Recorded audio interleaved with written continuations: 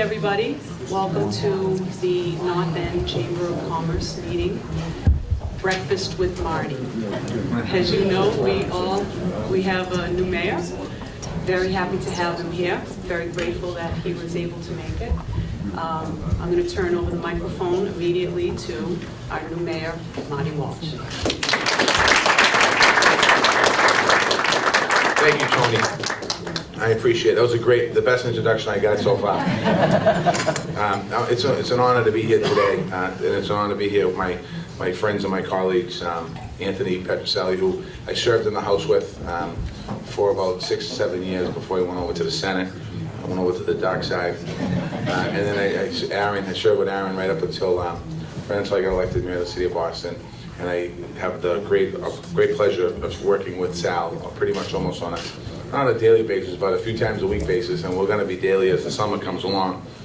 So I want to thank them, the three of them. They've been great to me and very supportive. During the campaign, I spent a lot of time down the North End campaigning, and the North End is an important part of Boston for so many different reasons. It's an important part of Boston for the folks that live down the North End, and trying to preserve the culture of the residents in the North End, and I know that's something the elected officials do all the time.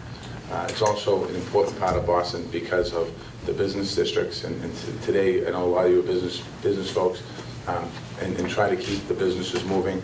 I was at Mama Anna's the other night for dinner, and it was a Thursday night, and I was talking to the owner about, business isn't always consistent. Summertime you're busy, and during the winter months, Sunday through Thursday's a jump ball, he said, depending on the night, so it's important for the businesses to try and keep your businesses going, and that's an important part of our city as well. Also, the history and the culture of the North End. It's an important piece, and that's what, when I was going all summer long, in spring and summer, hitting the streets with Stephen Pasquintilli, that's really what hooked me. And I've been down the North End. I've been in Boston my whole life. I've been down millions of times. But actually getting to know all the people, and I'm a big supporter of culture and history and tradition. And I think, as the summer went on and I did all the different feasts, understanding and hearing a lot of concerns from a lot of different people, which I'll talk about in a second, it's important to have a good understanding of that. And I've been doing a lot of listening after I got elected mayor of the city of Boston. And you're also unique because you're connected to the waterfront. And you have the waterfront right down the street, and I know there's a friends group in the North End for the park down there, which is spectacular, and you have a lot of development encroaching upon your neighborhood. I understand that as well, and we'll touch upon that in a second. So I just want to, I understand the North End and the businesses. We're focusing a lot on hospitality, and we're focusing a lot on tourism in my administration, and you're at the heart of it. I've been to other cities where I've gone to Little Italy's, and nothing compares to the North End.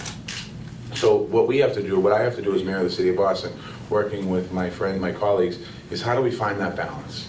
So businesses can thrive and community can still have the community here. And that's what we're gonna do as mayor of the city of Boston. I just wanna touch upon a few areas, and then I'll go into a little grand division, I'll take questions.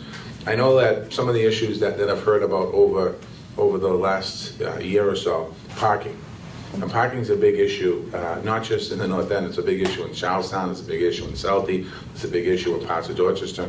And we're going to work with transportation and the elected officials to see what we can do. We can't create more parking spaces unless we have people building garages. But as new development comes online, we have to keep an eye on that. How can we enhance some parking opportunities in the North End for folks and residents that live in the North End?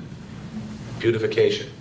I made a commitment last April walking down Hanover Street that if I'm elected mayor of the city of Boston, in the spring, we're going to have power washes out from the city of Boston cleaning down the street.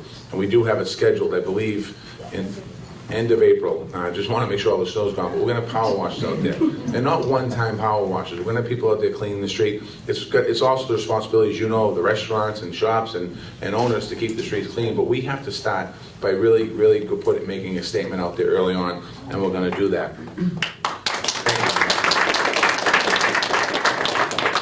I know some of the sidewalks are in tough shape, and I know that and some of I was driving here today, and some of where the trees are, the tree pits, there's nothing there. It's brick, and then there's a 6-inch fall into a hole. And those are things that we're going to look at too. We're going to do an assessment, and we're going to work with Sal and see how we can come up with a plan. I know that this summer you're going to be bogged down with the water sewer separation project. Boston Water and Sewer is coming out. That's a hard project. It's going to be frustrating. Water and Sewer, I know, is going to come out and talk to the neighbors. About 4 or 5 years ago, they did it in Dorchester, and they dug up streets, and it was frustrating, and it was dirty, and it was disruptive. But we want to make sure, because of the businesses in the community, that we're going to work with you and try and work around schedules so that we try not to interrupt your businesses or interrupt them as little as possible. That's going to be a problem, a frustrating thing for you for at least a year. And then when that project's done, we're going to go back and say, okay, how do we change and how do we fix up the streets, the sidewalks, the trees, trim them, plant them, fill the boxes up, and bring the streets back to where they should be. And you have my commitment on that as we move forward. Public safety. I know that in the last couple of weeks, there's been a couple incidents in the North End, and you know what's alarming to me is that I know the North End is a safe neighborhood. I know it's a safe place, and what happens is when you have two incidents like what happened with the two young women, everything kind of gets brought up to a big piece, like it's a place you can't go to. And I've been trying to temper concerns and talk to people, and it's important for us to let people know that we have a safe neighborhood down here. And the police are here today. I know we have a detective from A1, and the commissioner, once the first incident happened, we brought down undercover detectives down here. We also have walking beats, and it's also about sharing information. So we're going to continue to stay on top of that, so that information that people feel safe walking through the neighborhoods, because they should. It's a safe neighborhood. But also the residents and the businesses shouldn't have to worry about a couple of people doing what they're doing and disrupting the North End and scaring people off. Just trying to think what else. And then, let me just, and then also, in Boston, we're working, and there's been a lot of discussion that I've been talking about, is making Boston an international city. And we are an international city in some cases. And it's important for us to take that message and grow.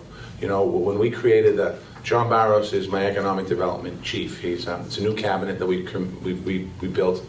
And that his responsibility is really going to be to go and recruit new businesses to Boston and new opportunities to Boston. Part of that is tourism.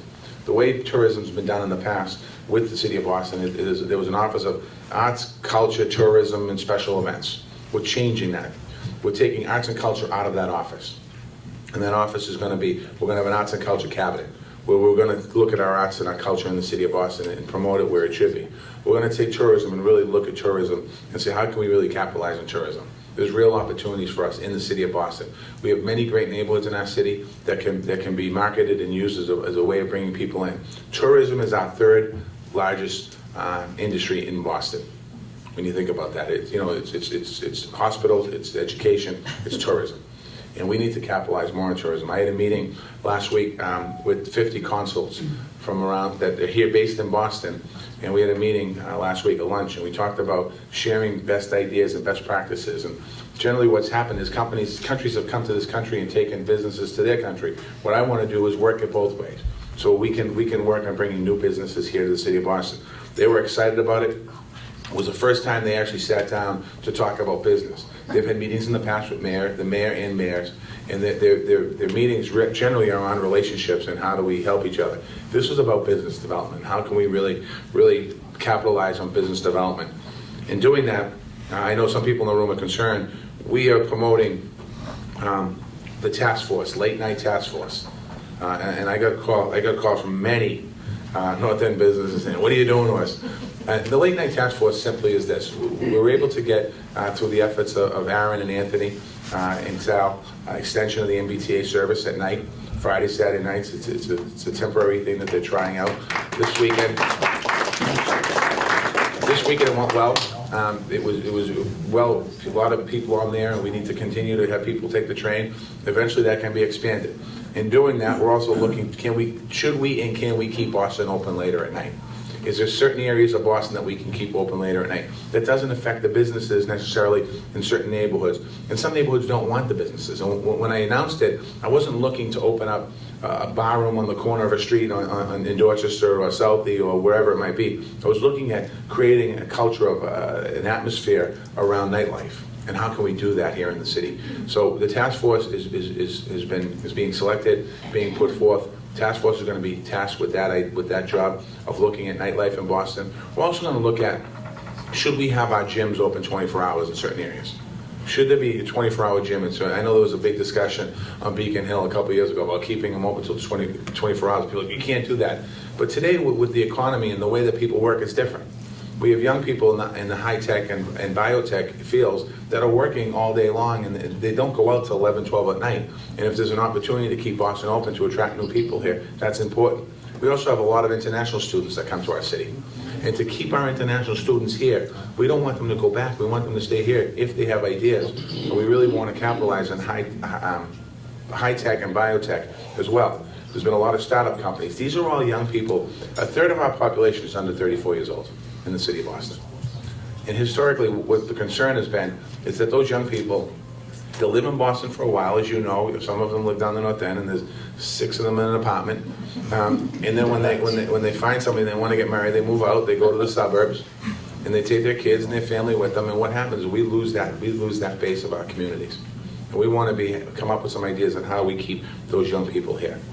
I'm just going to go into some of the business changes that we're looking at and making. Permitting. We're putting new benchmarks in permitting. I want to make sure that all permitting questions, when somebody calls ISD, within 1 business day, they get a call back. Now that doesn't mean necessarily that the permit's going to be done in 1 day, but at least they get a call back. Because what's happening now, people calling in, and it might be 3 or 4 days before they hit back, and a lot of you kids go through that frustration. We want to make sure that 75% of all of our as-of-right projects are approved in under 20 days. So that means if somebody wants to put a deck on the back of their house or some type of permit they want to do, right now it can go beyond 70, 80 days sometimes. It shouldn't take that long. We have to streamline that. We're revamping our online system. We're holding a hackathon, which is tapping Boston's innovation community to create more user-friendly experiences. We want to really use our online services. There's an opportunity. I was asked the other day by somebody from the North End, why do I have to go to City Hall to renew my liquor license permit when there's no problem and I'm waiting in line around the building? Why can't I just do it online? And my answer was, I don't know. So I went back and I asked the question, why can't somebody renew their liquor license if they have no violations, no problems, no concerns, and it's just simply a renewal? And they said, well, it's never been done that way. So we're in the process of working on making sure it can be done that way. We did it with dog licenses. $6 for a dog license. You had to go into City Hall to register your dog if you wanted to register your dog. And you have to, by law, register your dog. We were told it couldn't be done. We sat with the IT department, we made a few adjustments, and now we have an online dog licensing. There's ways of doing things in the city of Boston. The BRA, I don't know if anyone read the paper today. It was funny, the front page of the Globe had a story saying that we're slowing down the process of development in the city of Boston. If you look at the opinion page, Paul McMorrow did a story how we're speeding up the process and moving Boston along. So I'm not quite sure what they're thinking there, but we're doing a performance audit of the BRA, making sure, checking all, and that's what you do when you take over new administration. You go and do a performance audit. We want to see what's working, what's not working. We also want to make sure we improve transparency with the BRA. And during the campaign, I have a 14-point plan, and in that plan, we have a lot of changes we're going to make. We've added documents online of when the board meetings are happening. In the past, you'd have a document of the agenda. Now, if you watch what's going on in the BRA board meeting, you'll be able to find plans online. So as you're watching it online, you'll be able to see actually what the board is looking at and what the board's talking about. That's completely different than what's happened in the past. We're looking to recruit businesses. We want to enhance our businesses that we have here in Boston, which means we don't want to lose them. We want businesses to understand that if they grow, we want them to grow here in the city of Boston. And we also want to recruit new businesses to the city of Boston. I want to help developers as they build buildings, that we help them with their tenants. Down on the waterfront the other day, Joe Fallon broke ground on a new building. He was waiting for an anchor tenant. He got an anchor tenant, Goodwood and Proctor, law firm. Once he got them, he broke ground. I want to be able to find more tenants to bring people into the city of Boston so we can create more economic opportunities. And also, supporting homegrown businesses is really important. It's important for us to make sure that we support our own businesses. We have a lot of businesses that start here, and we want to be able to continue to make sure that if they're growing here in the city of Boston. I talked a little bit about international business. Lastly, I want to talk, actually 2 things I want to talk about, and then I'm going to take questions. Summer jobs. I'm asking, we're making a big aggressive push this year to hire young people in summer jobs. And our goal is about 10,000 jobs we're looking for.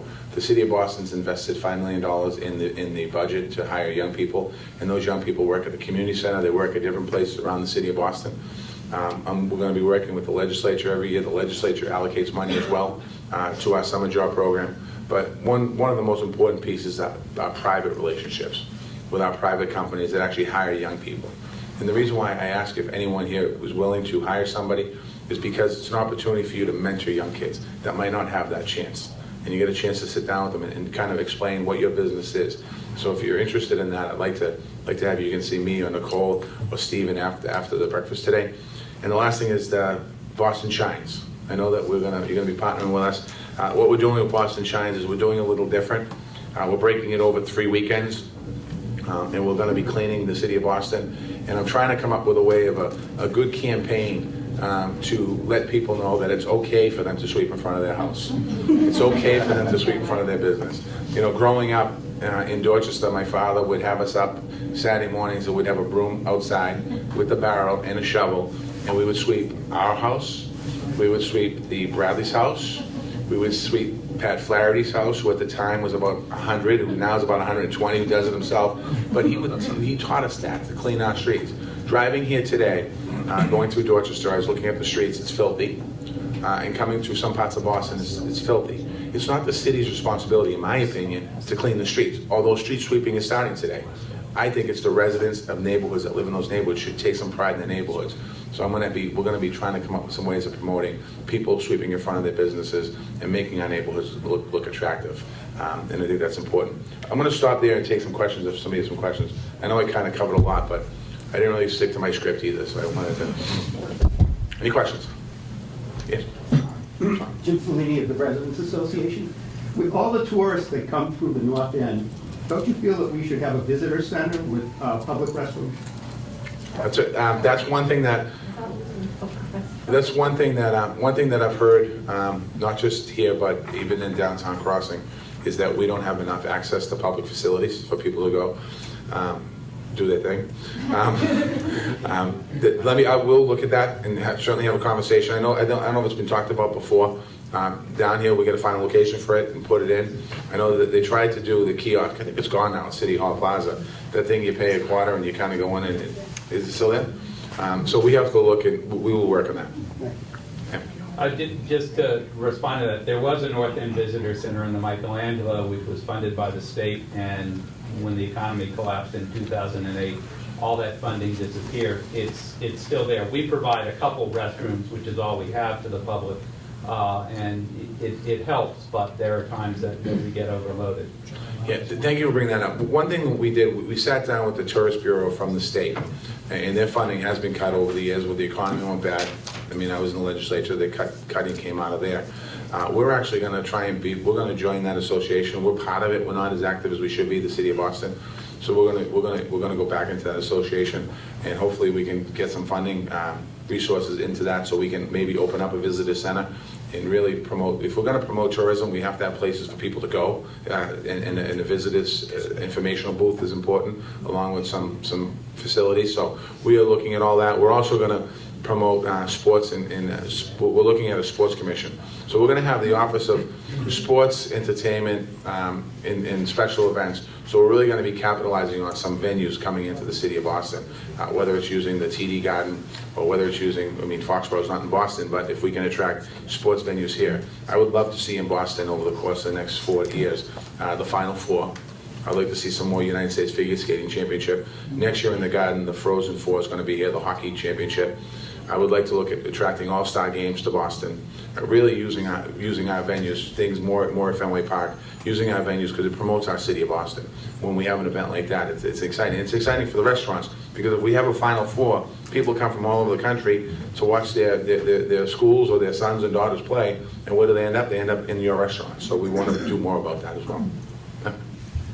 We're 11 years out from the 250th of the nation, and I'm sure we'll throw a great party, but the historic sites in Boston, the members of the Boston National Historic Park, probably between all of us might have somewhere around $100 million worth of delayed maintenance.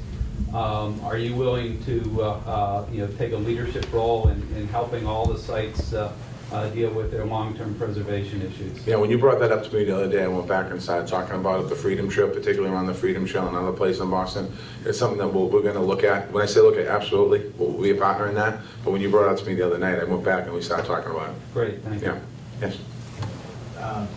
Marty, I know you're of immigrant stock, just like a lot of us in this room, you're very proud of it. And, one thing you mentioned was, the North End being like the best little Italy in the country and, et cetera, et cetera. One thing we've all known that the demise of the Little Italy in New York City was just moments away from the final dirt on the coffin, and that's where it is. I mean, what can we do? I mean, can we form a historic committee so that when a business, like a chain, like a Dunkin' Donuts or a Pinkberry or somebody comes in to a neighborhood, that we tell them, look, these are our standards here, this is what we expect. I mean, is there any way for us to form something like that? And as another thing, like San Diego is a really small Little Italy, but it's gorgeous. And right at the entrance, it's, welcome to San Diego's Little Italy.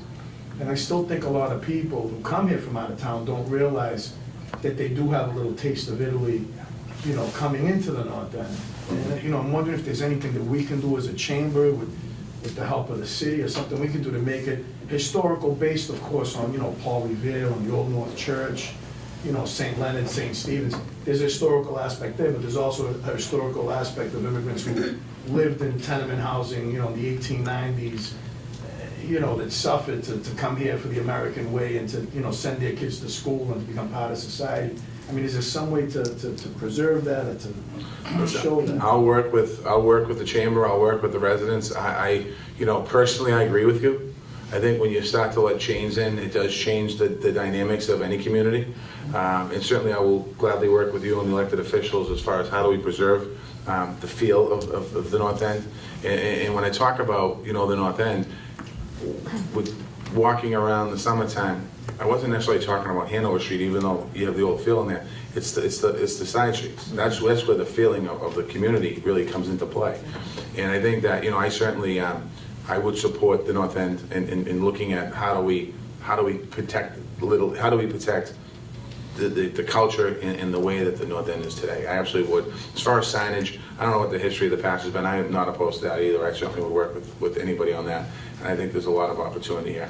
And I know what you're saying. I mean, worrying about, you get a couple of big chains coming in here, and all of a sudden the whole people, little restaurants, mom and pops can't survive because you're buying it on bulk and it's different. I have a question. Yes.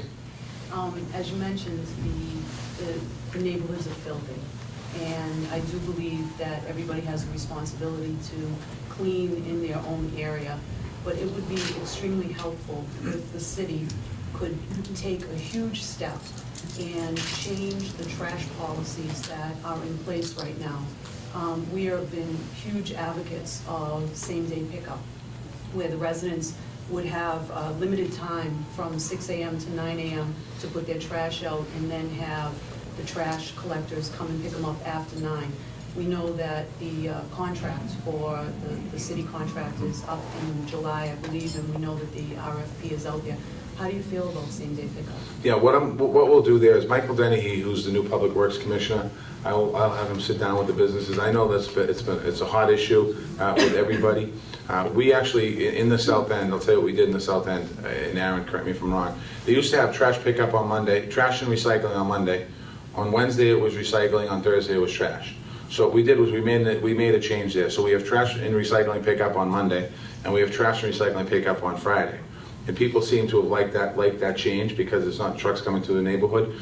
So what we're going to do is I will have Public Works come down and sit down with the chamber and the businesses to talk about the changes. I'm not afraid to change, and we can come up with ways. But what we also did, we added 20 Hokies this year. So you're going to see Hokies, people with the brooms and the barrels going out in the streets, where last year I think they had 5 in the city. I think we have 25 or 30 this year in the city of Boston. So you're going to see a presence of Hokies down the North End as well, picking trash up. Part of that idea is particularly North End, South End, where there's trash pickup.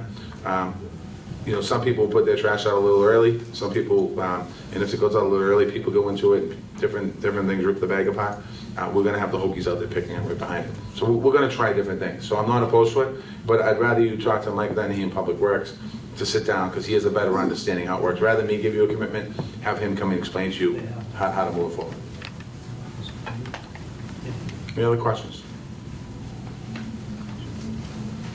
I just want to thank all of you for the opportunity to be able to speak here today. Let me know if I'm here, whatever the chamber needs, I'm available. You just make a call, just ask me whatever it is we can do. I'm certainly going to stand with you as business leaders and as communities and businesses in the North End. I'll be standing with you more often than not. When I say that, I mean, I don't see an issue where we're not going to be on the same page necessarily. As we move forward on policy, if there's a policy that we're talking about that affects your business in a way that you don't like, please don't hesitate to call and say to us, this is going to hurt us here. I know when the task force was promoted or announced that some folks were concerned about, I'm going to have to stay open later at night and I'm a small little restaurant. It's not necessarily the case. We're going to have conversations, and I don't want to do anything in business, particularly for small businesses in our city that have been here for generations. I don't want to do anything that's going to hurt your business. I want to do things that's going to enhance your business, grow your business, and give you the best way to survive. And just to go back to your point about the large chain stores, a lot of people leave neighborhoods because of that too. And we are working on housing issues as well. We're trying to figure ways of how do we create more workforce housing so people can actually stay in the city of Boston and not be forced out. It's another discussion for another day, but I know it's not what you talked about, but as things change, people see the change as well. And then it's quicker for them to go out somewhere else. So we're going to work on all the different issues. Thank you very much.